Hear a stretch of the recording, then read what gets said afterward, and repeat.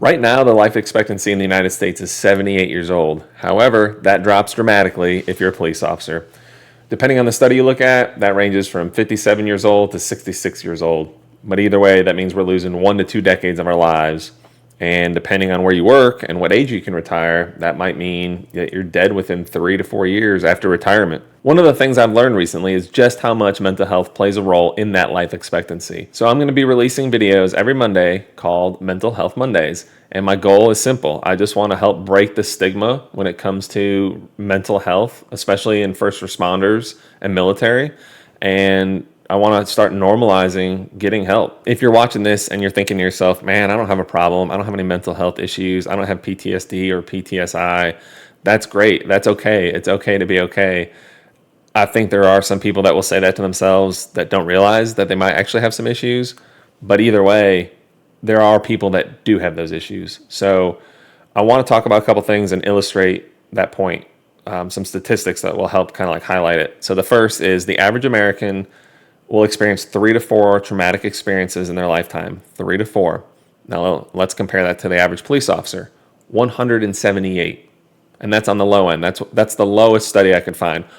3 to 4 traumatic experiences for the average American and 178 for the average police officer. Now, some studies showed 400 to 600 per officer because some cities are small, some cities are large. Smaller size cities, obviously, they're not going to have nearly as many traumatic experiences just because there's a lower call volume.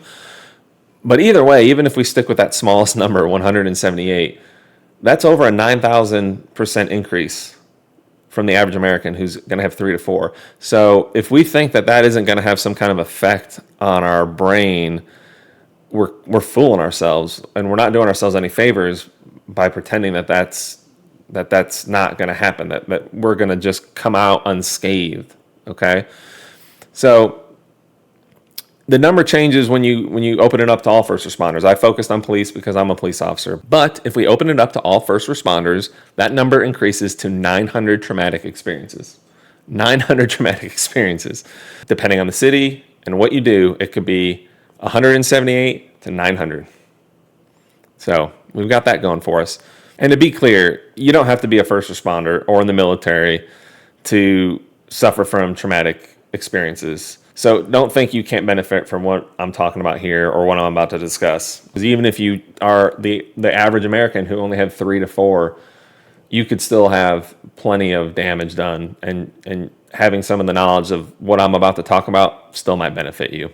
But for police officers and first responders, it's obvious that we see some of the most unimaginable things, right? Brutal homicides, terrible traffic fatalities, dead children, physically abused children, sexually abused children, mass casualty events, active killer situations. If you're in the military, you've been to war. I mean, you've seen some of the same things that the police officers have seen, but on a larger scale. Everyone is being faced with some form of hell that they're having to process in their brain and deal with. And if you think that won't affect you, you're wrong.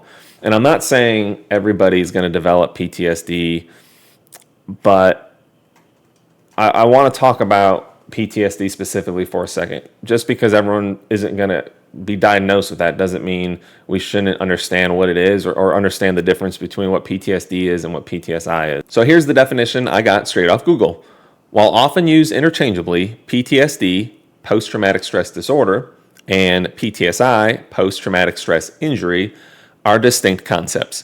PTSD is a psychiatric disorder, while PTSI is increasingly used to describe the physical and biological changes in the nervous system resulting from trauma. Things are changing in your body when you go through these experiences, okay? And the PTSI emphasizes the injury aspect rather than solely a disorder. So even if you don't feel necessarily different, because I know for myself, it took several years for me to realize that I even to notice a change. But changes were occurring. Things were happening. My body went through changes each time I experienced a traumatic experience. So just because I don't feel any symptoms or feel any obvious changes, it's still going on. So things are still changing in our body. We can't resist that. That is it. Like 1 + 1 = 2. If you go through a traumatic experience, there are going to be changes in your body. So PTSI focuses on the physical and biological changes to the nervous system resulting from that trauma. So even if you don't suffer from the disorder, almost everybody, I'm not even gonna say almost everybody is affected by PTSI. Even the average American who only experienced 3 to 4 in their entire life, they have some form of PTSI from what they experienced and what they went through. Okay, so let's talk about some of those changes that go on in our body, specifically the brain. And I'm going to do a whole episode that dives deep into how the brain works, the different like areas of the brain, and how all this stuff affects those specifically. But for today, the first thing, disrupted stress response system. This can dysregulate the hypothalamic pituitary adrenal axis. God, I hope I pronounced that correctly. This is the body's stress response system. So this can result in altered levels of stress hormones like cortisol and an impaired ability to respond appropriately to stress, leading to a state of heightened anxiety or fear. Altered neural circuits. The neural pathways involved in processing fear and stress responses can become disrupted. So already we're talking about how we have an impaired ability to respond appropriately to stress, leading to a state of heightened anxiety and fear. And now the neural pathways involved in processing fear and stress responses are becoming disrupted. On top of those things, there's studies that show there's a difference in brain activity patterns, showing that there's the signaling that goes on between the different portions of the brain are decreased. They're not as effective. There's imbalances with serotonin and dopamine, which are huge with regulating our mood and our motivation. When those get disrupted, things like anxiety and depression surface. Just changes in our mood in general will occur. So I mentioned cortisol. That was one of the things that popped up on one of those descriptions. What is cortisol? It's the primary stress hormone and has a broad effect on the body, influencing metabolism, immune function, and the body's response to stress. It plays a crucial role in maintaining blood pressure and blood glucose levels and regulating the immune responses. So what does all this mean? It means this job is literally killing us. And in each episode, I'm going to dive into the specific areas and educate all of you on how exactly it's affecting our bodies. From the 9,000% increase in the traumatic experiences to the brain that we experience, the sleep deprivation from the shift work, the stress from dealing with public perception or dealing with our administrations. We're going to dive deep into what's going on inside our brains and our bodies. For this first episode, I just wanted to start the conversation. I wanted to get people to start paying attention to this a little bit more and encourage people to start having courageous conversations. On Instagram, I recently shared with everybody that I went to a PTSD rehabilitation center not that long ago. And this wasn't to gain attention to myself by any means. I just wanted to start normalizing. Like, I want to destroy the shut up and keep it to yourself or move on mentality. I want to normalize destroying that, if that makes sense. And to kind of show you the what I received back after I shared just that little clip on Instagram, here are some of the comments that I got on those posts across like Facebook and Instagram, but also here are some of the text messages that I received from people.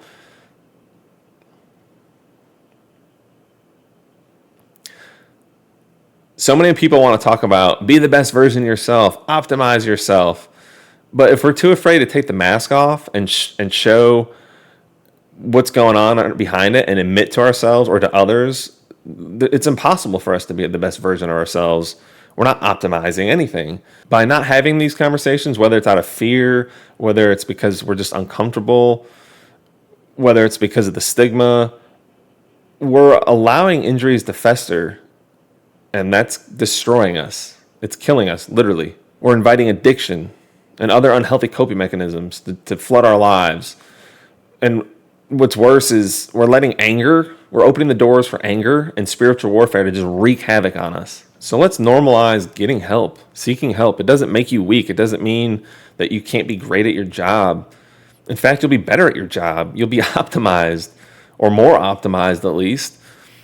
As someone who's attempted to commit suicide,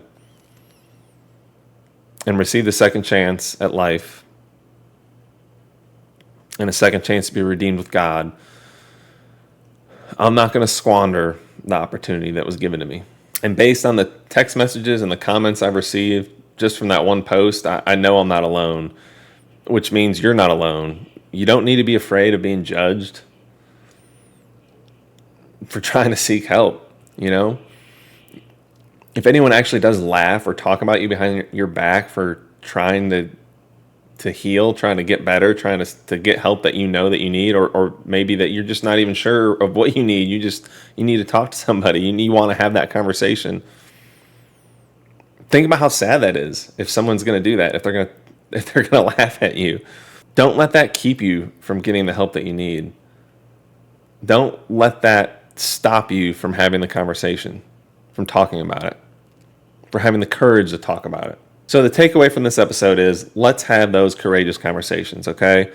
Let's check in on each other. Let's have the strength to pull our brothers and sisters aside, especially when we can tell something is wrong and we know that something needs to be addressed, even if we don't know what that is. They may need you to help them find the courage. Look, the only way we can begin to heal is to educate ourselves and understand what's happening to our bodies and our brain, and then to seek help for it. If you believe you can benefit from anything that I've talked about in this video, I encourage you to please like, follow, or subscribe, depending on the platform you saw it on. I'm going to be doing a video every Monday, and I'm going to also be doing a series on therapy music that I'm going to be introducing this Thursday. And I think that's going to be very therapeutic, especially if you're a big music buff like I am. I'd like to end each episode by reading a Bible verse that I believe reflects the topic that I discussed that day.